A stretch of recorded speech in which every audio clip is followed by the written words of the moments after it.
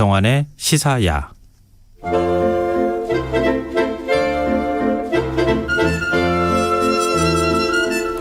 늦은 밤 우리가 주목해 봐야 할 영화를 살펴보는 시간입니다. 지금 이 영화의 재미를 찾아내는 안목 있는 분입니다. 더스크린의 박혜은 편집장과 함께하겠습니다. 안녕하세요. 네, 안녕하세요. 네. 혹시 라디오 들으시고 얘기해 주신 분 없으셨어요? 출연하시고 난 다음에? 주변에서요. 네. 사실 이 심야 시간대 라디오 들으시는 분들이 많아요. 아, 그래요? 네, 톤이 바뀌었다면서 목소리 톤이 왜 밤이라서 소근소근 얘기하는 거냐며. 평상시는 어떻게 말씀하시길래요? 약간 목소리가 큰 편이고. 예, 그래서 사실 후배 저도 기자들한테 엄청 뭐라고 많이 하시는구나. 소리 지르시면서. 들켰군요. 네. 그럼 칭찬이 아니었을 것 같습니다. 맞습니다. 네. 그래서 지금 그럼 이 폭염에 네. 오늘 어떤 영화를 우리가 얘기하면 좋을까요? 그 여름에 하면 그 극장가에서도 아무래도 공포 영화를 찾는 관객들도 많으시고 그 관객들을 위해서 찾아오는 공포 영화들도 이 시즌에 꽤 많아요. 예. 한동안은 좀 영화계의 봄 공포, 가을 공포 이래서 예. 여름 공포보다는 한 5월 정도에 좀 이르게 찾아오는 공포 영화들이 굉장히 좀 크게 사랑받았었거든요. 그게 새로운 추세예요? 네, 그랬었어요. 그 여름에 너무 딱 떨어지게 공포 영화 좀 촌스럽다 이런 얘기도 있었고요. 그런데 올해는 진짜 딱 떨어지는 이 폭염이 기승을 부리는 여름에 전 세계를 발칵 뒤집어 놓을 만한 공포 영화 한 편이 찾아왔습니다. 그래서 그 7월 14일 날 개봉한 태국 공포 영화예요. 랑종이라는 작품이랑 이 랑종의 씨앗이라고 부를 만한 아주 독특한 한국 공포 영화였죠. 곡성, 이렇게 두 작품을 좀 으스스하게 소개해 보려고요. 왜 하필이면 이 영화를 선정하셨을까요? 그리고 또 이 영화가 어떤 방식으로 연결이 된 거예요? 이게 사실 굉장히 재미있는 에피소드가 있는데 그 곡성 보셨죠? 네. 예, 굉장히 재밌게 보셨을 것 같은데. 전 공포 영화 무서워해요. 그러세요? 좀 싫어하는 편이긴 합니다. 네, 이 곡성을 만든 한국의 나홍진 감독이요. 예. 이 태국 영화 랑종의 제작자예요. 그래요? 예, 흥미로웠던 진짜 특이하네요. 게 정말 특이하죠. 예. 이 나홍진 감독의 첫 제작 영화이기도 하고요. 이 스토리의 원안이라고 하는 오리지널 스토리는 나홍진 감독이 썼어요. 그 스토리를 태국 버전으로 바꿔가지고 영화를 찍은 거예요? 그렇죠. 그 스토리를 이제 태국 감독인 반종 피산다나쿤이라는 이 감독님이 태국의 현실에 맞게 시나리오를 써서 공포 영화를 만들었어요. 그런데 이 두 영화의 DNA가 당연히 닮아 있을 수밖에 없겠죠. 그러네요. 네, 그래서 이 두 편의 영화가 아마 이 여름밤의 끈적끈적한 기분을 더 끈적끈적하게 해드릴 것 같아요. 그러니까요. 그래서 제가 싫다 그랬던 거예요. 물론 이제 사람마다 다 다른데 느낌은. 그 옛날에 버니인가? 네. 그런 영화 어렸을 때 봤거든요. 보셨을 때? 너무 무서웠거든요. 잠을 못 주무실 정도로. 예. 그때는 그런 영화들이 그렇게 무서울 수가 없었어요. 오늘도 그렇게 무섭다고 말씀드리지 말아야겠네요. 극장 가서 한번 보시라고. 참. 그럼 지금 그 랑종은 어느 정도 인기가 있는 거예요? 이 작품이 이제 14일 날 개봉을 했는데 예매율, 실시간 예매율로 1위예요. 지난주에 소개해드렸던 블랙 위도우는 마블의 공인받은 흥행작이잖아요. 이번 주 마블의 블랙 위도우의 2배 정도 예매율이 높아요. 현재 랑종이. 그래요? 네. 근데 이게 굉장히 놀라운 일인 게 태국말로 만든 영화고요. 네, 그 태국말 우리한테 좀 낯설잖아요. 굉장히 낯설죠. 사실 태국 영화 보신 분들 많지 않으실걸요? 진짜 장르 영화 좋아하시는 분들을 제외하면. 그러네요. 그렇죠. 그런데 이렇게 낯선 언어, 낯선 지역의 이야기임에도 불구하고 한국 관객들이 지금 가장 먼저 움직인 작품이 바로 랑종입니다. 그러니까 그 생각나네요. 우리가 태국 영화는 안 보지만 우리나라 범죄 영화에 태국에 가가지고 뭐 그렇죠. 도피를 한다거나 그래서 네, 거기서 그런 얘기하는 경우로 태국이 배경으로 나오는 경우 되게 많죠. 그러네요. 그런데 또 그렇게 우리나라 영화에서 나온 태국과 실제 태국 감독이 태국의 자연환경을 바탕으로 태국의 무속신앙을 바탕으로 찍은 영화의 결은 완전히 다르다고 말씀드릴 수 있을 것 같아요. 게다가 이 작품은 이제 이 나홍진이라는 감독님 그리고 그가 만든 곡성이라는 작품을 좋아하셨던 관객들이 네. 원안도 나홍진 감독이 썼고 제작도 나홍진 감독이 했으니 아마 나홍진 감독스러운 어떤 분위기가 있을 거야. 그 너무 궁금해. 보고 싶어. 그래서 극장에 가시는 분들도 굉장히 많고요. 네. 또 하나는 이 반종 피산다나쿤이라는 감독님이요. 이름이 좀 어려우실 수 있지만 네. 태국에서는 우리나라로 따지면 봉준호 감독님 급의 그래요. 예, 굉장히 큰 인기와 또 장르를 새로 쓰고 있는 이런 감독님이에요. 사실 이분의 초기작들이 다 태국 극장가를 발칵 뒤집어 놓은 호러 영화들이었어요. 네. 뭐 셔터라든지 샴이라든지 이런 작품이 있었고 그리고 코믹 호러극 피막이라는 작품은 태국 안에서 1,000만 관객을 돌파한 작품이에요. 네. 그러니까 장르적인 어떤 상상력과 흥행력까지 완벽하게 잘 갖추고 있는 태국의 천재 감독인 거죠. 이 두 천재 감독이 만났다. 이 점에서도 좀 많은 분들이 궁금해 하시는 것 같아요. 그럼 랑종은 어떤 스토리를 담고 있습니까? 랑종은요, 스토리를 따지면 굉장히 단순한 이야기라고 할 수 있어요. 영화는 이 태국에 정말 딱 보기만 해도 이렇게 진땀이 나는 이 습하고 후끈후끈한 풍광들을 보여주면서 시작을 해요. 그리고 어떤 다큐멘터리 팀이 그 산골 지역에서 대대로 신내림을 받아온 가정에 이게 님이라는 무당을 만나서 인터뷰를 하는 모습으로 시작을 합니다. 그러니까 마치 우리가 다큐멘터리 보는 것처럼요. 우리가 영화를 보는데 영화 안에서 다시 뭔가를 찍고 있는 거잖아요. 그렇죠. 이걸 보통 우리가 이제 뭐 페이크 다큐멘터리, 모큐멘터리라고 부르는데 되게 현실에 있는 어떤 이야기를 듣는 것 같은 느낌을 주도록 하는 일종의 영화적 기법이죠. 근데 그 님이라는 무당을 찾아서 이제 인터뷰를 하다가 기이한 일을 겪게 돼요. 이 님의 형부의 장례식장에서 조카를 오랜만에 만났는데 네. 이 조카 밍이라는 20대의 여성이 좀 이상한 행동을 하기 시작을 하는 거예요. 님이 그 모습을 봤는데 뭔가 떠오르는 게 있는 거죠. 자신의 집안에 이 신내림을 받아야 하는 20대의 젊은 여성들이 겪는 어떤 이상한 증상이랑 너무 비슷했던 거예요. 네. 그래서 이제 이 님과 그리고 신내림을 받을지도 모르는 이 밍이라는 여성 사이의 관계를 다큐멘터리가 찍기 시작을 하는데 문제는 밍의 몸에 들어왔을 거라고 예상한 그 신이 네. 조상 대대로 내려오는 선한 신이 아니라 악귀였던 거죠. 원래 태국에도 이런 스토리가 있는 거예요? 아니면은 나 감독이 그 이 스토리를 원작을 썼기 때문에 이런 스토리가 들어간 거예요? 너무 신선하죠. 그런데 태국 감독 이 반종 감독님하고 화상으로 인터뷰를 진행을 했는데 네. 자기도 놀랐대요. 이 태국에도 대대로 이 신을 내림을 받는 가정이 있다거나 그런 혈통이 있다거나 그래요? 네, 아니면 우리가 신병이라고 해서 신내림 받기 전에 몸이 엄청 아프다거나 네. 이런 일들에 대한 현상을 사람들이 되게 일반적으로 알고 있는 현상이라고 하더라고요. 원하는 나홍진 감독이 썼지만 반종 감독이 봤을 때도 아, 태국 사람들도 충분히 공감할 수 있는 이야기다라는 점에서 이야기를 발전시켰다고 하더라고요. 우리한테 낯설지 않은 뭐 그림하고 말들은 다 낯설겠지만 네. 스토리는 별로 낯설지 않은 그렇죠. 스토리인 것 같아요. 굉장히 익숙하죠. 이런 영화는요. 네. 영화관에 에어컨 켜지 말고 네.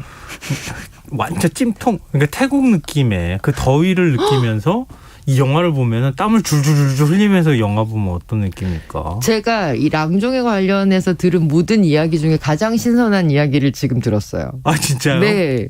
그렇게 보면 영화가 한 4배 정도 더 무서울 것 같아요. 막 끈적끈적한 막 느낌을 막 받으면서 맞아요. 그건 진짜 훨씬 더 무서울 것 같아요. 이 반종 감독이 진짜 영화를 잘 찍는다라고 생각을 했던 게요.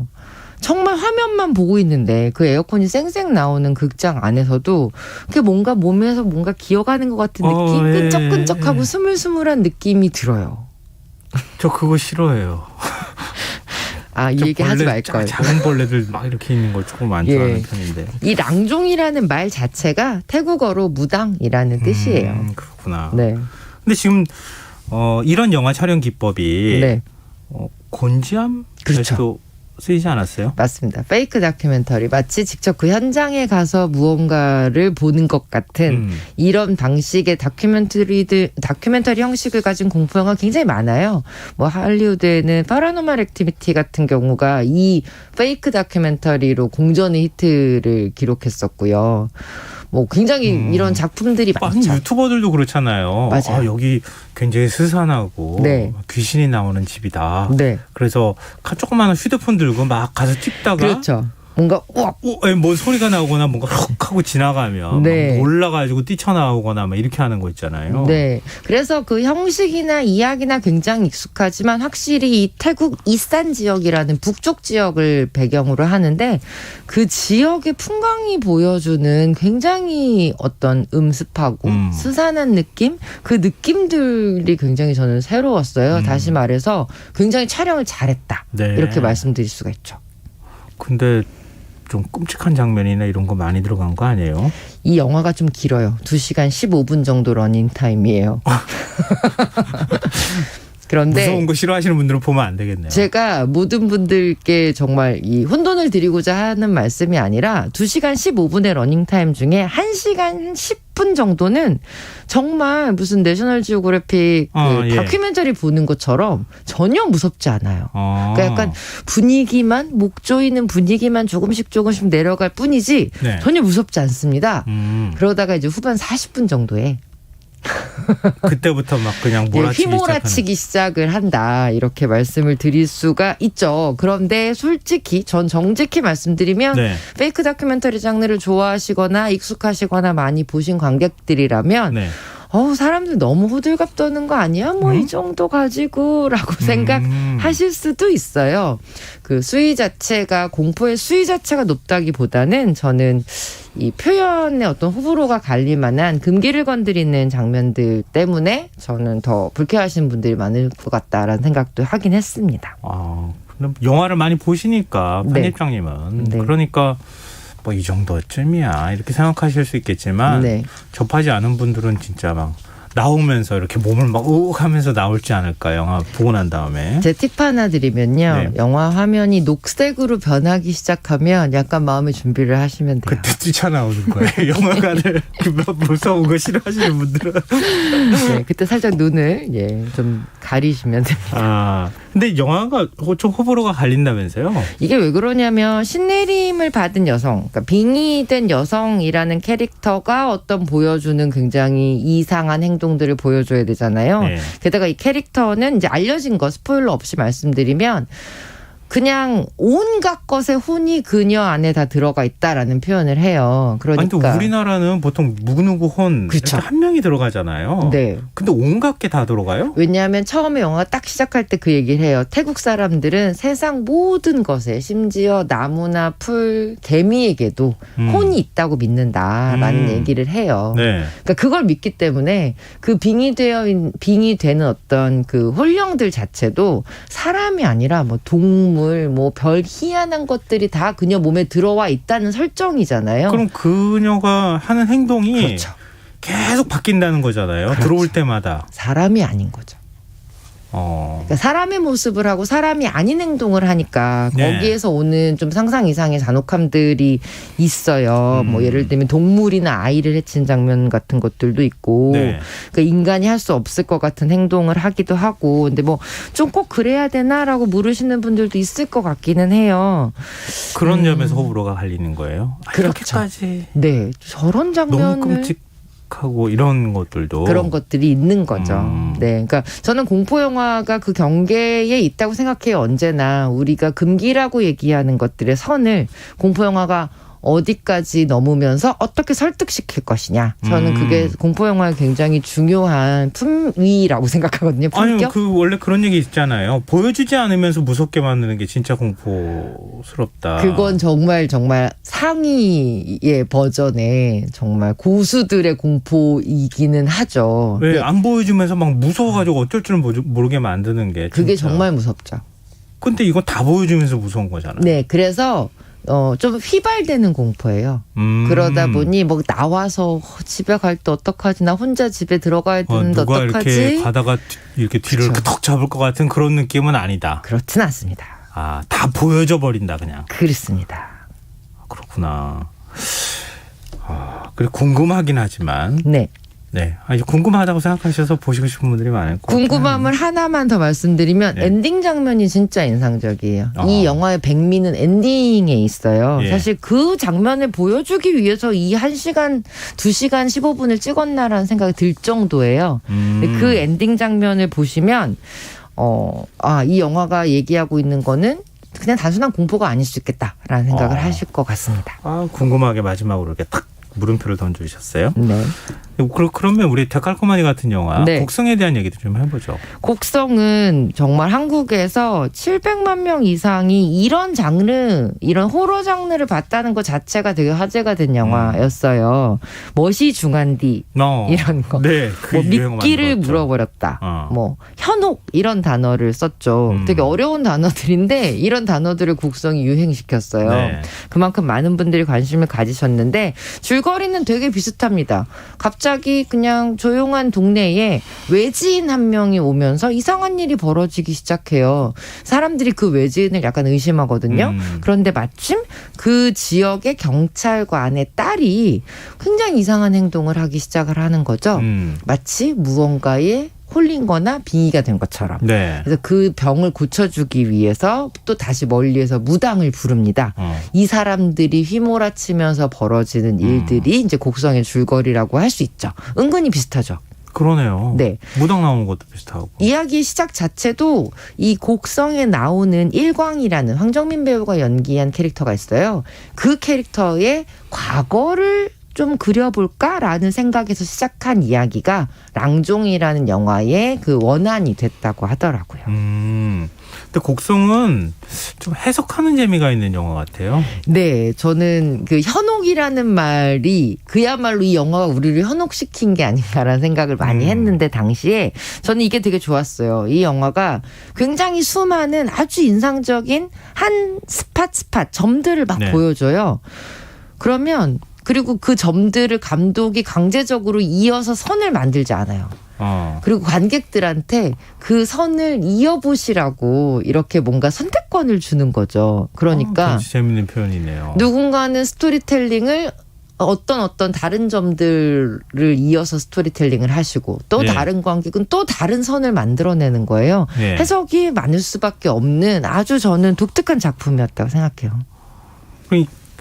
어떤 스토리의 한 부분을 보여주고 나머지는 숨기는 게 다 보여주지 않는다는 거잖아요. 그런 것도 있고 또 한편으로는 엄청나게 많은 정보량들을 쫙 깔아놓는 거죠. 여기저기서 무언가 발견할 수 있도록. 참 관객을 괴롭히는 영화죠. 그래서 굉장히 사랑을 많이 받았죠. 네. 참. 그 곡성과 그럼 랑종 어떤 점이 닮았다고 할 수 있을까요? 저는 일단 빙의라는 소재, 어린 여인, 소녀가 이제 빙의가 됐다라는 이 설정이 굉장히 유사하고요. 네. 또 하나는 어떤 현상이 벌어져요. 근데 그 이유를 도저히 모르겠는 거예요. 그래서 사람들이 믿지도 않고 있지 않을 거야라고 생각했던 무언가를 갑자기 믿기 시작하고 그 말을 따르기 시작하는 사람들이 등장을 하죠. 그걸 우리가 흔히 이제 뭐 구슬한다거나 이런 네네. 표현으로 나오고요. 그리고 마지막으로는 어떤 무력함을 보여준다는 생각이 들어요. 도대체 저 일이 왜 일어났는지 모르는 상태에서 우리는 무엇을 믿고 어떻게 해야 하는가. 그게 좀 비슷한 것 같습니다. 다른 점은요? 다른 점은요. 저는 좀 공포의 질감이 많이 다르다는 생각이 들었습니다. 공포의 질감이 다르다. 네. 공포의 질감이 다르다고 하는 걸 어떻게 받아들이는지. 저는 곡성이 조금 더 정수리를 후려치는 것 같은 공포였다면 예. 랑종은 정말 이렇게 약간 간질간질 끈적끈적하게. 네, 끈적끈적한 공포가 랑종이 아닌가 싶고요. 그게 저 페이크 다큐멘터리와 그렇지 않는 공포 영화의 차이인 것 같아요. 페이크 다큐멘터리는 아무래도 관찰자의 시선으로 보니까 조금 더 가볍고 곡성 같은 경우는 주인공의 감정을 따라가니까 좀 더 묵직하죠. 편집장님 어떻게 이렇게 표현을 잘하실까요? 감사합니다. 청취자 아정님께서요. 랑종 휘발되는 공포라 하시니 볼 용기가 나네요. 멋진 표현이세요. 이렇게 문자 보내주셨고요. 3729님 김성환의 시사회 덕분에 열대야를 잘 견디고 있습니다. 여름밤은 공포스러운 게 어울리는 것 같아요. 이런 또 문자를 보내주시기도 하셨습니다. 또 오늘 영화 얘기 이렇게 듣다 보니까 네. 영화는 안 보고 얘기만 들어도 되겠다 이런 생각. 아, 제가 너무 많이 얘기했나요? 아니요. 영화에 대한 얘기가 훨씬 더 재밌게 느껴졌습니다. 감사합니다. 굉장히 흥미로운 시간이었습니다. 여기서 마무리를 좀 해야겠습니다. 지금 이 영화 더 스크린 박혜은 편집장과 함께했습니다. 고맙습니다. 고맙습니다. 오늘 모바일 상품권 당첨자는 홈페이지 공지사항에서 확인하실 수 있습니다. 좀 날이 굉장히 더운데요. 건강관리에 각별히 신경 쓰시고요. 김성환의 시사야 오늘 여기까지 하겠습니다. 편안한 밤 되십시오.